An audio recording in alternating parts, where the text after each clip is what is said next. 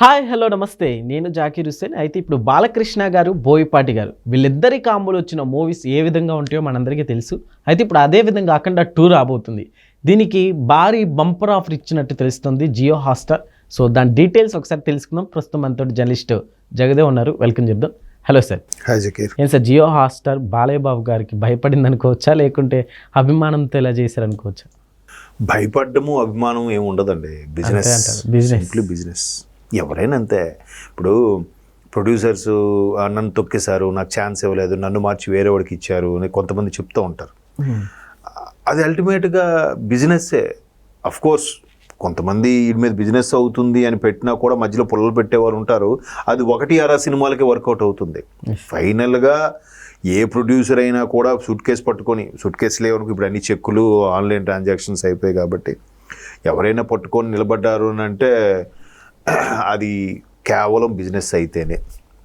పిచ్చోళ్ళు ఏంటంటే ఊరికే హిట్ అవున్ సినిమా మీద పెట్టడానికి, లేదా అది సొంతంగా తీసుకోవాలి. అది ఆవిడ ఒక ఆయన శరవణ స్టోర్స్ అని తమిళనాడులో ఆయన సొంతంగా ఆయనే ప్రొడ్యూస్ చేసుకుని హన్స్కా హీరోయిన్ పెట్టి సినిమా తీసుకున్నాడు. అలా తీసుకోవాలి. లేకపోతే సో ఏ ప్రొడ్యూసర్ అయినా, ఏ ఫైనాన్సియర్ అయినా పలానా హీరోతో బాబు ఇది మినిమం గ్యారంటీ, లాస్ రాదు, వస్తే అంత ప్లస్సే, ఒకవేళ పోయినా మన డబ్బులు మనకు వచ్చేస్తాయి అనుకుంటేనే ఎవడని దిగుతాడు. అంతే కదా.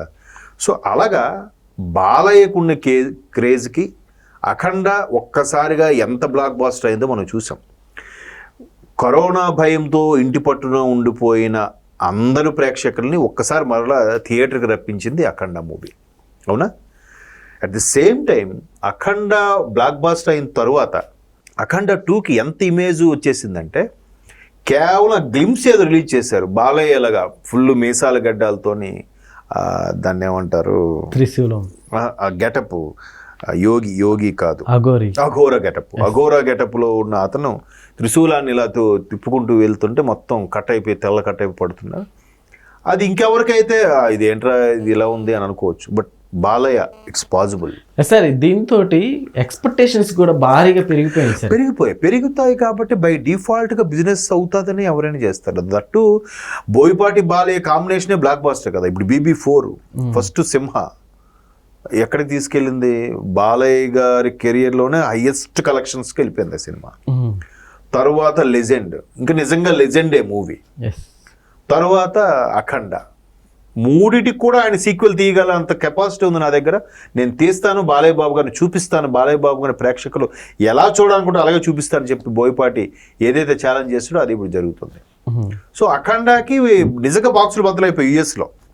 అఖండ 2కి వచ్చేసరికి ఆ ఎక్స్పెక్టేషన్ మరీ ఎక్కువ అయ్యేసరికి ఇప్పటికే బిజినెస్ అయిపోయింది.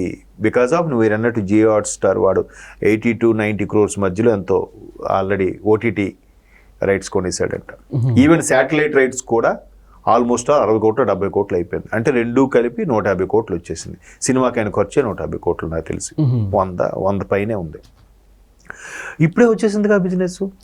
ఇంకా ఆడియో రైట్స్ ఉన్నాయి, 1 week కలెక్షన్స్ ఉన్నాయి, పాన్ వరల్డ్ రిలీజ్ ఉంది, అవునా?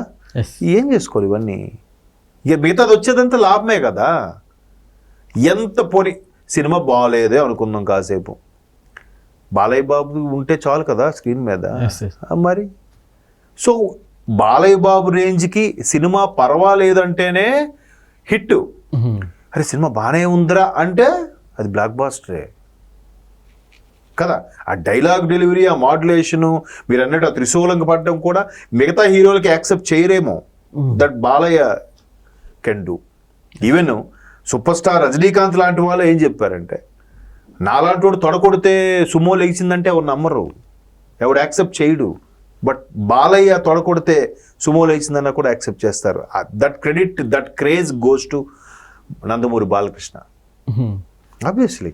సో కేవలం శాటిలైట్ రైట్స్, డిజిటల్ రైట్సే ఇంత అయితే ఈ రేంజ్లో ఉన్నట్టు, పైగా ప్రస్తుతానికి కొనుక్కున్న తర్వాత అమౌంట్ ఇచ్చేసినట్టు ప్రొడ్యూసర్కి.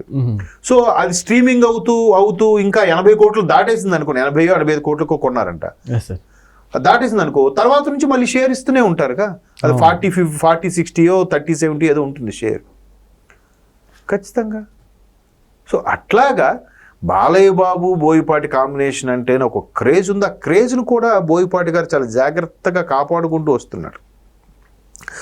ఈవెన్ బోయపాటి ఎప్పటికీ కూడా టాప్ 5 కమర్షియల్ డైరెక్టర్స్లో ఆయన ఒకడుగా ఉంటాడు. ఇప్పటికీ అప్పటికి ఆయన ఏ సినిమా చూడండి, సినిమా పోయినా కూడా ఆయన డిజాస్టర్లు ఉన్నాయి. ఇది వినయ విధేయరామ ఒకటి, తర్వాత మన బెల్లంకొండ సాయి శ్రీనివాస్ సినిమా కూడా ఒకటి ఉంది, ఏదో గుర్తు రావట్లేదు, జై జై రామ అని ఏదో వస్తుంది. సో అదొకటి డిజాస్టర్లే.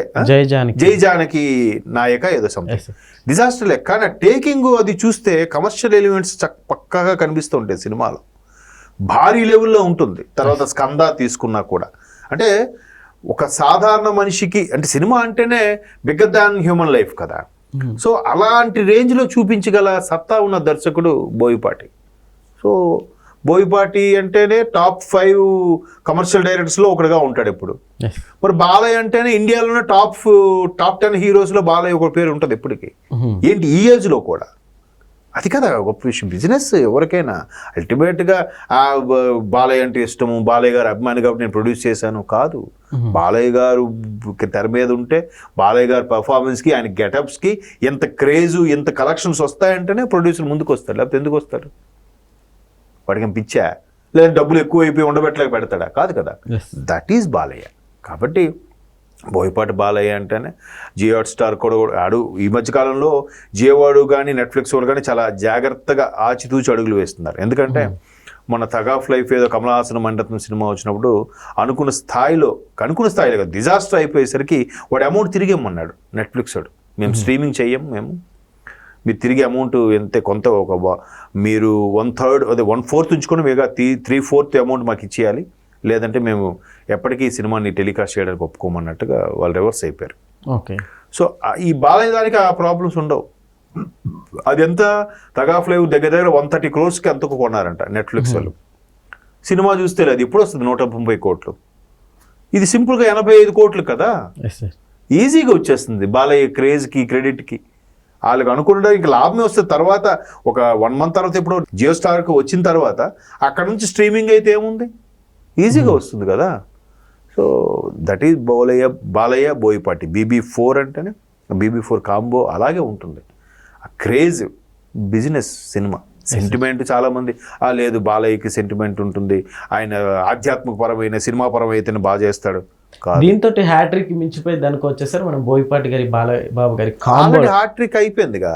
4th one ఇది, అదే చెప్తున్నాను. సింహ, లెజెండ్, అఖండ ఇక్కడే హ్యాట్రిక్ కొట్టేశారు ముగ్గురు. ఇది 4th, ఇంకా అంతా వచ్చేదంతా బోనస్సే. అఖండ 2 చిన్న అఖండలో కూడా ఏముంది, మదర్ సెంటిమెంట్ విత్ ఆ చంటిపాప సెంటిమెంట్ పెట్టాడు. సో నువ్వు మళ్ళీ కోరుకొని వస్తా అన్నాడు. మేబీ ఆ కంటెంటే ఉండుండొచ్చు ఇందులో. ఆ పాప పెద్దదైన తర్వాత ఎక్కడున్నారు బాబాయో పెదనాన్న అవుతాడు కదా పాపకి, ఆ కూరలోకి వెళ్ళిపోయినా కూడా. సో బట్ వాళ్ళకి అవే ఉండవు, సిస్టర్ సెంటిమెంట్స్ అవే ఉండవు అఘోరాలకి సన్యాసులకి వాళ్ళకి. బట్ దీన్ని ఎలా చూపించాడు అనేది లెట్ వి సీ. ఎందుకంటే ఆ గెటప్పే ఫుల్ క్రేజీగా ఉంది కదా. సో బోయపాటి బాలయ్య అంటేనే ఆ మాత్రం ఎక్స్పెక్ట్ చేయొచ్చు. Okay sir, thank you.